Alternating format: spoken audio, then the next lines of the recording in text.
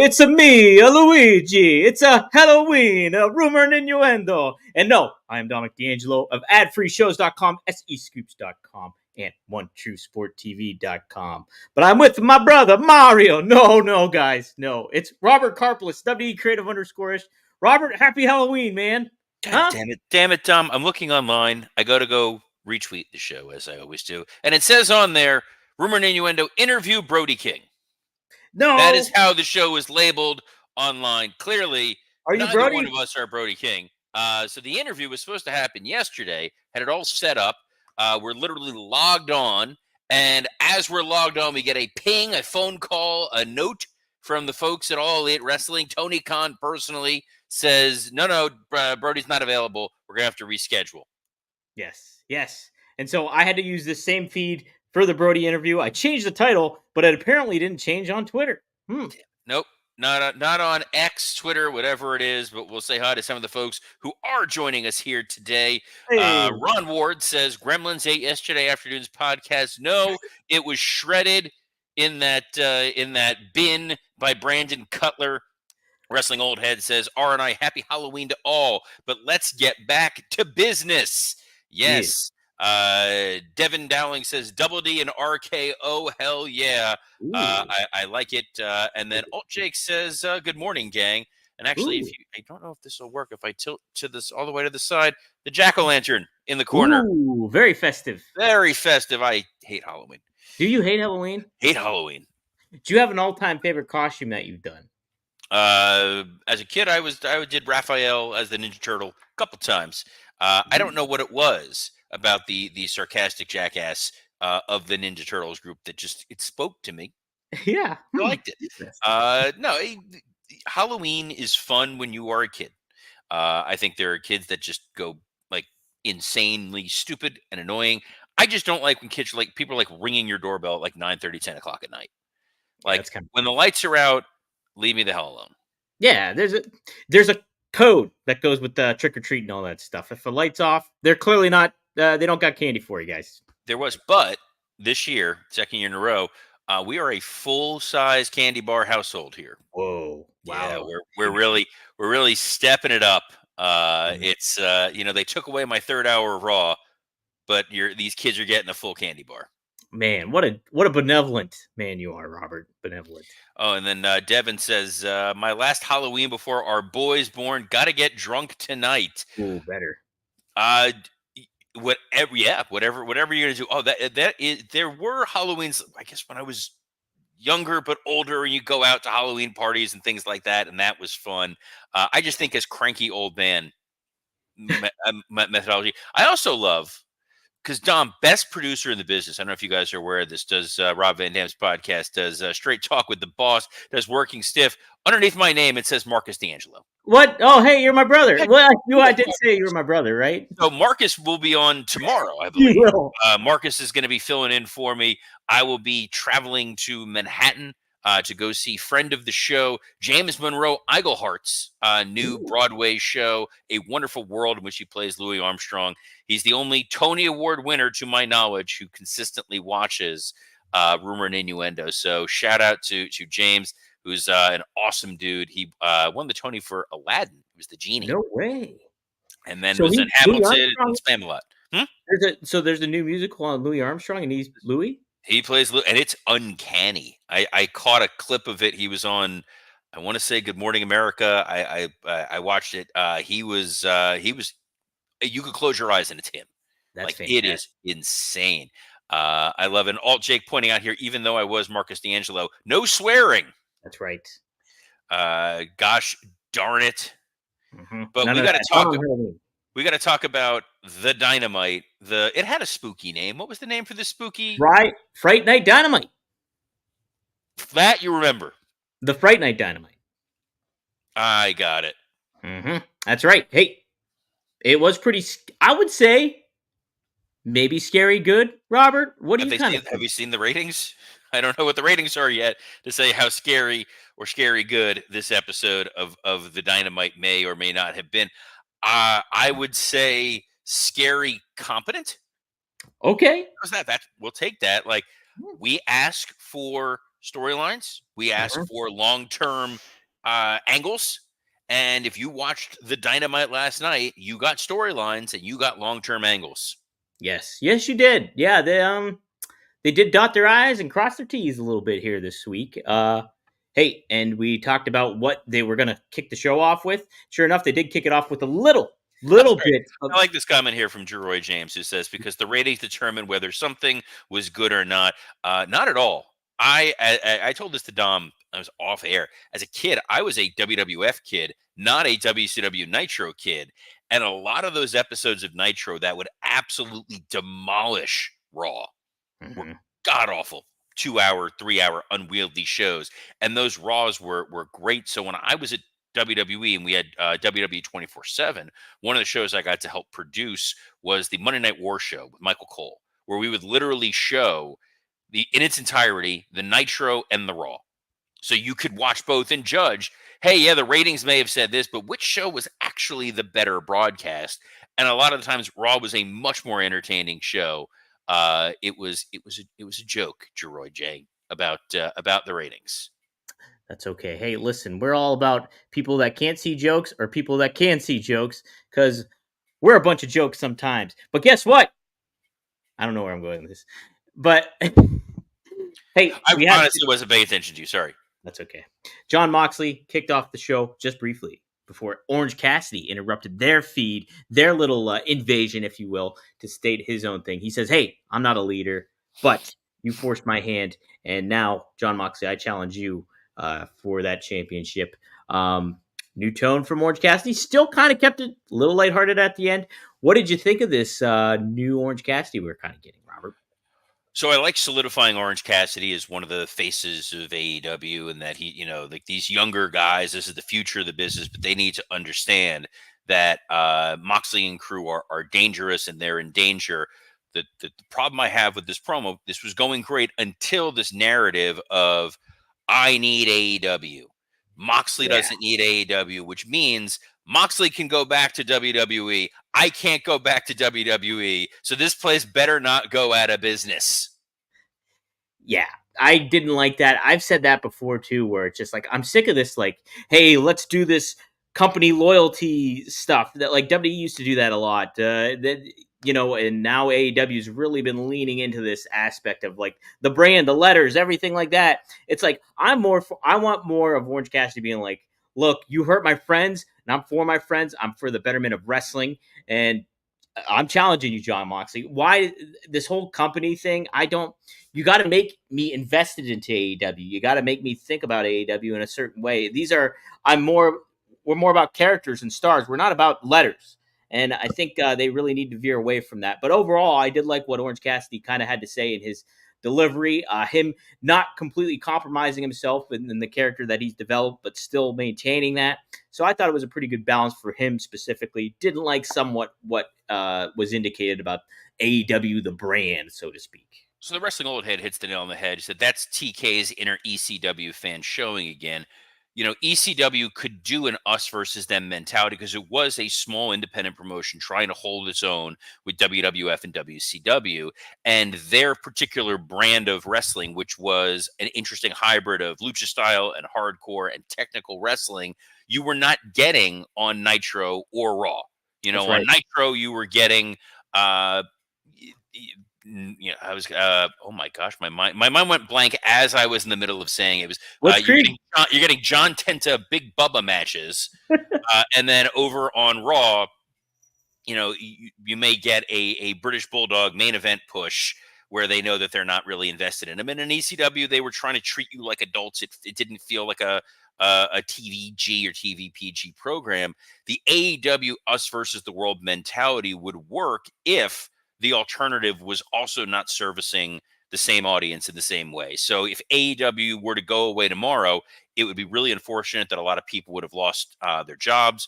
A lot of talent would have lost a platform, but the overall wrestling world would have found something else. They would move on to another promotion. Tony loves this idea of an us versus the world mentality, but it's very tough to paint yourself as the true underdog when you're a multi-billionaire on TBS and TNT. Right, right. And I think there was a lot of expectations of AEW going into it, and they didn't live up to those. And now they're trying to make that comeback, and it's just like we're not. I'm not buying into the aspect of the brand. Yeah, you made a great point about it. ECW having that distinction and everything like that. So, yeah. But good promo by Orange Cassidy, I would say, and the crowd was into it. Crowd was also into Adam Cole versus Buddy Matthews. They had a match. Adam Cole was hurt ankle, was nearly carried off, and went along with being carried off to seemingly end the match. But Buddy Matthews called him out, called him fragile, all this stuff that fired Cole up. He got back into the ring. He got the win, and then got the respect of Buddy Matthews and vice versa. So all is right with the world until Malachi Black appeared, and he might be the next opponent for Adam Cole, as they hinted on commentary. Robert, what did you think of this match? So fine match. The ankle situation's they gotta stop that. They gotta stop Yes. that because Adam Cole was out while hurt, injured, bad ankle, previously the concussions. He cannot be the fragile boy. He needs to be back on a mission to go beat up MJF. We don't need to keep telling the ankle story. And to your point, he shouldn't have been voluntarily carried out and been like, yeah, you know what? My quest, my vengeance against Max was all well and good. Doctors, please carry me to the back. But now that I got called up by Buddy, now I'm going to go wrestle. And part of my issue with Adam Cole is he forgets his size sometimes and he forgets selling. So he does his moves, even though his ankle was, near broken moments earlier.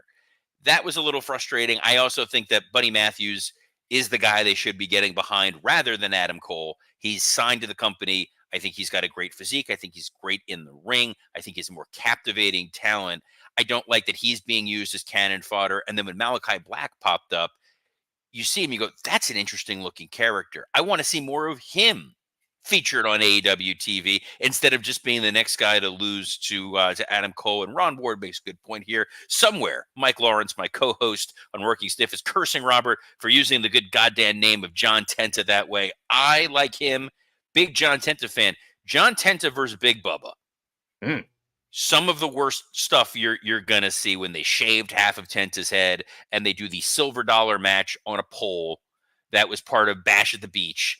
No. Doesn't sound appealing.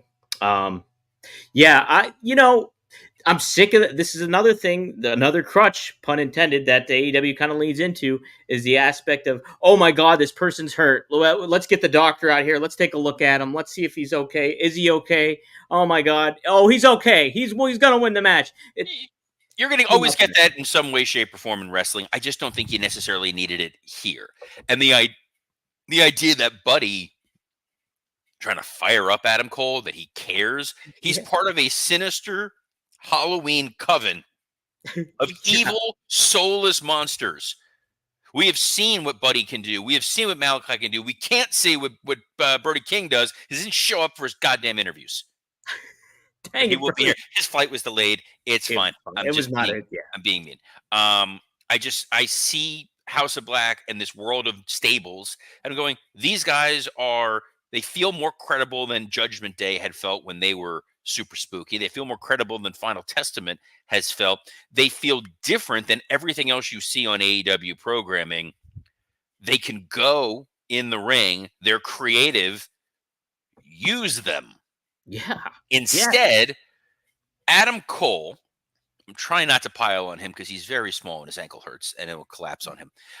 They do this backstage interview with him in the Undisputed Kingdom where they're still working on his ankle. Poor Adam Cole. He is hurt from trying to carry that relationship with Britt Baker. And you have the Undisputed Kingdom standing behind him looking, let's go with menacing. I don't, maybe, but That worked. he keeps talking about the stupid devil storyline. I think we have all, as wrestling fans, made a silent pact. It never happened. It is filed along with the Black Scorpion. Eventually, in 30 years, Conrad will do a podcast about it, but we don't need to talk about it again. Stop trying to make it make sense. It doesn't make sense. No one wants to hear it. Let's just move on. And we moved on to Kyle Fletcher's new haircut. Yes, looks like PC Principal from South Park, I believe. But I like this new Kyle Fletcher a lot. We got the return of Mark Davis, not owner of the Las Vegas Raiders, but what's the name of their team? Aussie Open. He is back, but he is not necessarily on the same page with Kyle Fletcher. Doesn't like what he's doing, and Kyle Fletcher warns him, "Hey, you see what I've been able to do now? I'm not against putting my past behind me." So liked this a lot, Robert. What did you think?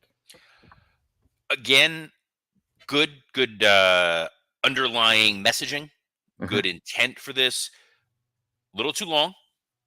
I think they could have absolutely tightened this up. I liked Mark Davis's line about like, I don't know why you need a family. We had an empire. Yeah, right, That was right. kind of cool. The idea that, he's not embracing what Kyle did, that he's like, no, Fletcher, like what you did is messed up, man. We had something going with Will Ospreay. I can't support what it is that you're doing here. I just think they let Fletcher go a little too long. They need to narrow what he's going to say, get to the heart of it, and move on. And then the worst thing that they did from a production standpoint, from a laying out perspective, is you have this very long promo and then you immediately go to a Hangman Page backstage promo. And his Good point. backstage promo went like 3.5 minutes direct to camera, which is too long. And it was super wrestling cliche y. You could have done that in 1 minute. Right. They're making this match. I know your game plan. You don't know my game plan. You've seen what I've done. Wait till you see what I do to you. Boom, in and out, done. But when it's like 3.5 minutes of fake wrestling voice, you get a little like, am I looking like there's no crowd reaction to it? It's just him. And then you're looking at stuff in the background and you're like, oh, what are those pipes for? And those boxes and those anvil cases. I wonder if that's the one Jim Ross sat on when he signed Triple H, because that's all he ever talks about. Um, it's little things like they're doing stuff correctly. They just need to be a little bit more concerned with the details. That's why we're here at Rumor and Innuendo. That's it. That's it. I liked Hangman implying that he would burn down Jay White's house. It made feel more menacing, but yeah, a little long, a I little think it's long. adorable that he thinks Jay White owns a house. Oh, good point. He's a I don't know. rambling man, He I he believe. he feels like a nomad. Like Hmm. he's got a house and you just kind of figure Juice Robinson sleeping on his couch. Right. They're kind of like modern day pirates in wrestling, not the Pittsburgh Pirates. Let's not talk Hey, about baseball ever again. good point. Oh boy. Ugh. John Moxley calls out Orange Cassidy Three and promos in a says, "You don't challenge me, I challenge you. Let's have a match." He wants to have. hey, Hey, hey Orange, you don't mm, challenge me. I mm, so what'd you again, think? little thing. This is why I am the way that I am sometimes. And I've talked to folks who have been on WWE Creative before they've been on Creative, and they're like, "Dude, you're like, what's wrong with you?" And then after they're like, "Oh, I get it," because you have to sit and justify everything. AEW doesn't necessarily do that. I used to do this all the time in another wrestling promotion that we're not going to say their name. Um, Hmm, Same thing. I'm like, hey, if we're doing this, what about this? And what about this? And what do you think about this? Um, Last week, a week ago, when we talked about the Dynamite, yeah, there was a whole horde of people waiting outside to ensure the dastardly Blackpool Combat Club did not get into the building. This that's right. week, they have a locker room. They were there all day. They may have been in catering. They may have gone to go sign the autographs at the merch table, Meet and went greets. to the trainer, did a meet and greet. Yeah, Nobody's attacking them. Nobody's like storming them with pitchforks and flaming torches. come on in. Like, take that moment. Moxley's promo, with the exception of using the word valley a lot. I'm Mm. going to drag you down to the valley, and then we're going to be Hey, in the valley, and Bayside's going to lose to Valley. yeah. You're like, cool. Um, the promo of I'm the one that manipulated you into making you think that you were challenging me, love it. Sold American style. The folks that came out to go save Orange Cassidy when he Oh, tried to save Yuta, it's, you have the Dark Order who are goofs. Darby rappelling down, fine, but when he couldn't get the harness off, may have been the funniest thing I've seen all year. could have maybe took the camera off him for a You minute. maybe don't show Alex Reynolds desperately trying to unclasp his friend. And then Blackpool Combat Club leave. You need to make this effective by having like 40 guys coming out there and running out, or at the very least, another little production thing. Orange Cassidy's in a group called the Conglomeration. They were there in an interview later on in the show. Where was Kyle O'Reilly and Ishii and Mark Briscoe? Mm. Yeah, it's a good point. Where were they? You know, to your point, it's like you have the Goof Troop and Dark Order and the lower card guys come on out, and it's just like it doesn't make it feel that big of a deal. Like it doesn't. You want this Moxley group to be ruthless. I did like the aspect of them like almost sacrificing Wheeler Utah just to get a point across to Orange Cassidy. I thought that was really cool. But it's like you want to elevate these games. To your point, what you said like last week, I think it was like take the mask off of Evil Uno, yeah, I or thought they were do going to break something. John Silver's arm, and I'm like, that would have been cool. There has to be a legitimate feeling of danger and chaos as opposed Yes, to just guys being in a stable. we got a little bit of that later on, but they need to do more. They need to do a little bit more with this stuff. Um, we had the tag team championship match, Young Bucks versus Private Party for the AEW World Tag Team Championship. Robert, you were pretty self-assured last yesterday about what the outcome was going to be, and didn't happen that way. Because Tony Khan is going the Vince Russo thing of it's a swerve, bro. They set up every beat for this to make sense and be tremendous. And I was going to come on here today and say, home run, grand slam, love it. You had the Private Party segment a week ago with Stokely Hathaway teasing Isaiah's the star and Mark Quinn is the other one, and that they should be separated. And then you have Isaiah challenging the Bucks and saying, if we lose, we're going to break up. And then Mark Quinn's like, wait, Hey, what? You're teasing it all week. You have the match. During the match, Kazuchika Okada escapes from the Wardlow void of where are you, lays out Mark Quinn. So you have Isaiah alone in a 2-on-1 situation, gallantly fighting. That is the situation where he would have lost, and then he would have been angry at his partner for leaving him high and dry. You put Isaiah with Stokely Hathaway. You now have a fun mid-card heel. Mark Quinn can now not only be a babyface who's angry about what happened, he can go after Okada and Good be a point. challenger for the Continental title. I'm going, they're setting so much stuff. Oh, wait, no, they went the other way. And Private Party are now the tag champions, even though you have all these seeds planted of, are they really going to even endure? And then the Bucks giving them the belts and being like, great job, guys, to further that storyline that we got to in the back. It felt like a swerve for the sake of swerves. And I said before, sometimes when you expect something and it happens, that's okay. Mm-hmm. We decided to get something kind of like, whoa. It's fine. Private Party are the tag champs. But do you feel like when their first defense happens, that could be a main event? Yeah, no, I think that's got some work to do. Definitely has some work to do. You could, if you broke them up, you could make them their own single stars in certain ways.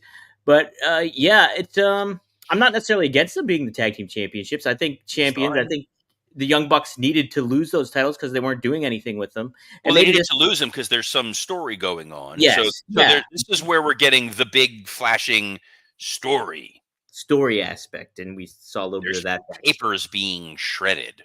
Shredded. So there's a mystery why the Bucks seem so happy to have lost the tag titles, Yes. why they're shredding documents, why they're trying to get the hell out of there. Christopher Daniels. I love Christopher Daniels. Been around for I do 25 too. years. An all-timer. Amazing guy. No one has a bad thing to say about him. His acting during that segment with the Young Bucks may have been the worst acting I've ever seen in my entire life. We need you guys. Damn it. Like he makes Adam Pearce look good. It's the meanest thing I've ever said about somebody. Big Packers fan, Adam Pearce. That's what matters. But yeah, so we'll see what the papers are for. And then the papers were clipped to Brandon Cutler's wrists. And then the Blackpool Combat Club took the papers. So I'm guessing they're going to go bring them to Shane McMahon, who's going to reincorporate the company in Jeddah. And it's going to be an international entity. I don't know what's going on. At least they're trying to tell a story. It's fine. We've got 5 minutes left. We got to plow through the rest. Camille and Chris Statlander. Yes. Camille has a great look. She does. She looks like a star. Hmm. Road Warrior-esque today. This last time. Little rough in the ring. Okay. Little too left feet at certain points, but that's because you can't just not use her, not let her wrestle, and then put her out there for like a 12, 13-minute match with Chris Statlander. Sure. She's great if you want to use her for 1.5 minute, 2 minute squashes. She fills the Jade Cargill void of, my God, look at this person. That is an airport test, litmus test right there. I would not have necessarily beaten her clean. I would No. not have teased a Mercedes Camille split this early on into this partnership. Very quick. I don't know. Maybe this is anyone that gets involved in Chris Statlander, their storylines immediately change. Maybe that's her new gimmick. Like Get your week, single change for you. Yes. Next week she wrestles Evil Uno. 2 weeks later, he's a chef. We don't know. Main event: Swerve and Shelton Benjamin. Yes. Yes, Robert. What'd you think? This was a dream match for you. Did it live up to your dreams? Dude, it was awesome. I thought they looked athletic. I thought that they looked main event worthy. Mm-hmm. They felt different than everything else we saw on the show. There was tremendous athleticism. A little surprised that Swerve won, but that's okay because it was pretty decent back and forth match, and Swerve is a former world champion, so it's not like Shelton got his lunch eaten 30 seconds in. At the same time, when MVP picks up the phone and calls Lashley, and Lashley comes through the center as opposed to the tunnels, he looked like a big star. He stepped into that ring, him and Swerve face to face. That felt like a main event program. And the Hurt Business closing out the show, brushing off security, leaving Swerve and Nana broken in the middle of the ring. I'm going, that is your top dominant heel faction in the company. Right. It looked good. Good visual. Awesome to have Lashley in the mix. I love Shelton Benjamin and this new vibe he's given off with this new intensity kind of thing and stuff. Not too bummed that he lost, I guess, too. I'm okay with that because Swerve's a former world champ. So I think there's some really good things that come with this. And overall, I thought it was a good show. I thought yes to what we've been saying too. There's just a lot of stuff that still needs tightened up when it comes to pacing and everything like that. But at least we're getting some stories. At least we're getting some stuff going on, and I think that's We're a getting, step we're in getting the right stories. direction. We're getting stories, and every segment has a purpose. Those are the big things that I have been critical of, that I'm saying growth and maturity on, which I absolutely love. It's not here's an 8-man tag for the sake of it'd be cool to have an 8-man tag. Right. You notice one thing we did not talk about was the Jericho segment, because the second he mentioned Meltzer's star ratings, my brain just went, nope, I'm leaving. I was entertained by it. Of course you were. You're a sick, terrible man. We're not going to get a chance to get to the other big story of the day, which is that Rhea Ripley, apparently, according to Dave Meltzer at the Wrestling Observer, Chris Jericho's friend, Rhea Ripley is legitimately dealing with a fractured orbital bone and will be sidelined for the foreseeable future, although she could potentially return at a non-physical role before being cleared for competition. WWE often opts to keep talent off screen until they are fully recovered. We know that she got jumped at the NXT taping. Now it makes a little bit more sense why she was left bloodied and broken. So now there is the opening there for Liv to be able to claim another victory over Rhea on her revenge tour. I don't know how long it takes to fix an orbital bone. That sounds like it sucks. Yeah. My hope is that she gets to come back wearing that cool Undertaker Phantom mask. Ooh, that would be sweet. That would be badass. You know what's also badass, guys? The new episode of Working Stiff should be up right now. If it's not ready, it's in your inbox, Tom. If you haven't posted it yet, myself and Scott Chaplin talk all things world of wrestling. We talk a little bit of Broadway for some weird reason. We went on some tangents. We had a grand old time. We have a grand old time every Monday through Friday at noon Eastern. I will not be here tomorrow, but you will have a special guest host. Yes, I will have my legitimate brother, Marcus D'Angelo, who's making his pro wrestling debut this weekend for IWC, International Wrestling Cartel, out of Pittsburgh. Very excited. So we'll get a little insight from him. He'll give us some details about his journey, and I'm very happy for him. So we'll have him as a special guest to break down and preview SmackDown with us. So, and he won't be swearing. SmackDown and Crown Jewel. And Crown Jewel. Okay, very good point. Yes. It's a hell of a Friday. I'll be back on Monday. But until then, on behalf of an Italian stereotype dressed like an Italian stereotype, Dominic D'Angelo, I'm Robert Karpelis. Best of luck in your future endeavors. Hey, let's go.